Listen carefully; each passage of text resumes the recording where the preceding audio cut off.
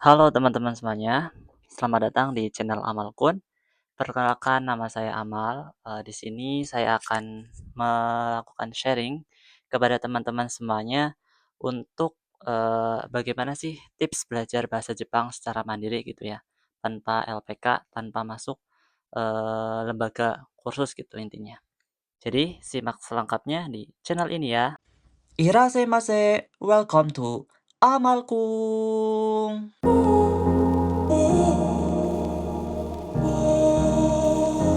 Tips yang pertama dari aku, ya ini untuk belajar bahasa Jepang secara mandiri.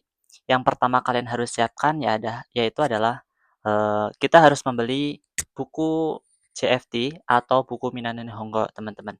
Jadi kalian harus punya wajib menurut saya ya teman-teman, karena buku itu merupakan eh, panduan penting gitu untuk kita belajar membuka materi dan mengulas beberapa hal yang kita pelajari. Jadi teman-teman harus mempunyai buku, salah satunya yaitu buku CFT. Ini untuk mendukung sarana memudahkan untuk belajar bahasa Jepang khususnya nanti kalian yang akan mengambil tes CFT. Tips yang kedua, bagi teman-teman yang ingin belajar bahasa Jepang secara mandiri, jadi kalian sudah punya buku nih, ataupun sumber referensi yang dijadikan untuk belajar. Jadi nanti halnya teman-teman harus menyiapkan nih tekad kepada teman-teman semuanya. Harus yang kedua itu harus menghafalkan huruf-huruf Jepang dari hiragana dan katakana. Teman-teman harus menargetkan gitu, misalkan 1 bulan ataupun 1 minggu, misalkan 1 minggu kita menghafalkan hiragana dulu, atau selanjutnya nanti after 1 minggu kita ulas hiragana itu sudah hafal semuanya, baru lanjut ke huruf katakana.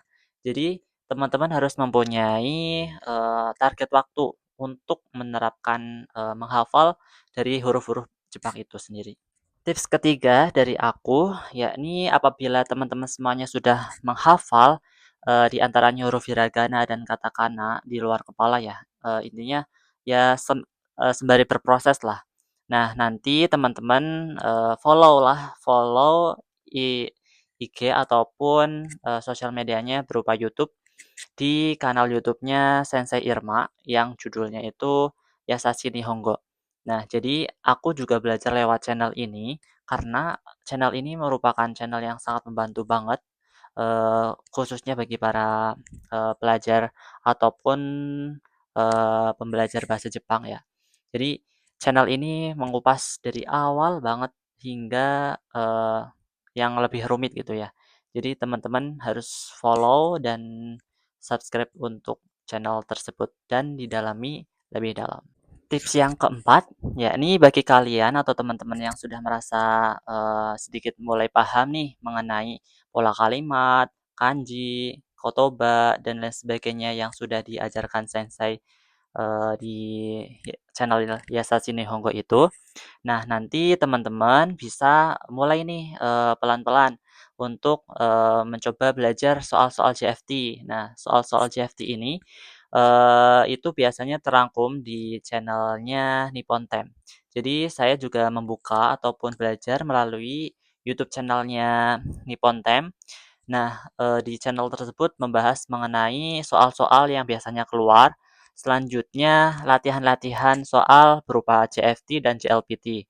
Jadi di situ channelnya lengkap sekali membahas selanjutnya di pembahasannya juga kasih tahu ya rincian-rinciannya sehingga kita dapat belajarlah dari sensei tersebut. Itu dia beberapa tips dari aku ya teman-teman semuanya.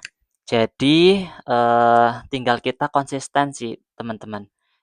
Bagaimana kita cara membangun lingkungan belajar, zona belajar, dan ritme belajar sehingga bahasa Jepang itu kita pelajari secara sungguh-sungguh gitu, biar cepat nyampenya, biar terserapnya, dan teman-teman juga lakukan kebiasaan-kebiasaan yang baik untuk selalu mengulang ataupun me mengulas gitu materi-materi yang apa sudah kita pelajari di YouTube channel tersebut.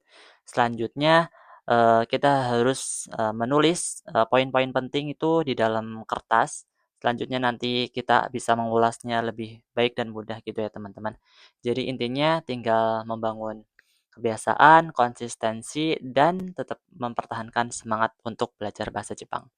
Sekian tips dari saya ya teman-teman. Semoga kalian dipermudahkan jalannya menuju Jepang dan mempunyai semangat yang kuat untuk belajar bahasa Jepang. Untuk teman-teman semuanya yang ingin bertanya-tanya tentang seputar perjepangan ataupun tentang materi ataupun soal-soal ataupun tentang tips dan trik lainnya, kalian bisa DM aku di Instagram @ikhlasul_aml. Jadi kepada teman-teman semuanya, saya terbuka lebar dan sangat open untuk kalian semuanya. See you next time.